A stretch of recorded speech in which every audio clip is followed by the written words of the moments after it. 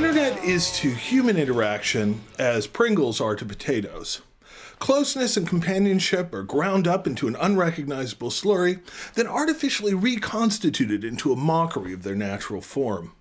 We're social creatures, but we isolate ourselves into cubicles and small rooms writhing with power strips, and then we go online and try and recreate the very communities that we're actively avoiding. I myself have many friends that I've never met, but I care about them, at least enough to say, post bail if they were arrested, and assuming the jailhouse takes PayPal. But here's one thing that I'm never going to say. Wow, this party is so great. It's almost as cool as an internet message board. I'm not capable of that level of sarcasm, and I'm a professional sarcast. With this in mind, it's kind of strange that I end up getting involved in social networking sites so often. I mean, social networking, the term itself glistens with utilitarian smarm. If you're the sort of person who goes home from a shindig and or gala to pick up more business cards to pass out, well, congratulations, you're a social networker, leave me alone. I have a long-standing principle of being very skeptical of any verb form that doesn't easily take to the preterite. Like, what were you doing last night? Oh, I was social networking. I was networking socially. I found myself in a social situation, and what do you know? I networked it. If you can't substitute caroused or reveled or in a pinch hobnobbed, it's not the sort of social that I want to be networking in the first place.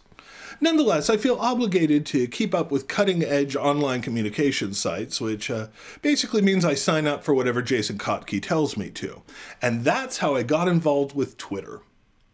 Twitter takes my Pringles analogy to its logical conclusion. It's this sort of micro-blogging site where each entry is limited to 140 characters. So you open it up and you end up with this vertical stack of artificially flavored, reconstituted, bite-sized communication snacks. It's very compelling, and yet at the same time, staunchly unfulfilling, but it leaves you with the feeling that yes, maybe just one more will quell the roiling ennui within.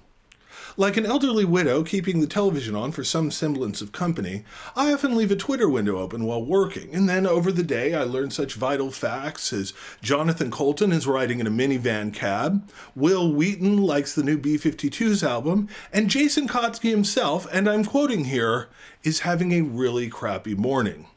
I think one reason that Twitter remains so unsatisfying is that it asks what may be the most boring question possible. What are you doing? If you call up a friend and you ask, hey, what have you been up to lately? What's new? What's exciting? You might get an interesting answer. But if you call them up and say, what are you doing right now? Watching TV, doing some laundry, talking to you. That's because if they were doing something interesting, like seducing a Nobel Prize laureate or rescuing a baby from a burning submarine, they wouldn't have answered the phone. And it's a good bet that they wouldn't be sending messages out to the internet either. Furthermore, the 140-character limit, while discouraging this sort of lengthy, self-indulgent maxi musings that characterize LiveJournal, seems, well, not really enough for really interesting postings while still being way too much for boring postings. Take, for example, something boring. I just broke one of my shoelaces. I need to buy another one. Well, 2, I guess. That's what? 80 characters? Well, it's about 72 long. A post like that can safely be truncated to, I still exist. Now let's take something exciting. Hey, I'm at Six Flags. It's Robot Day. I'm standing in the Bourbon Bot line, and I'm right behind Gina Triplehorn. She just asked me if I have any massage oil in my... Insufficient. Now, I contribute to Twitter. I contribute my own tweets. That's what they call them. I'm not a tweet leech. That's not what they call it, but they should. What do I write about? Well, hash browns mostly. Whenever I make a batch of hash browns, I come up and I tell Twitter how it went. I am being completely serious about this. I must be stopped.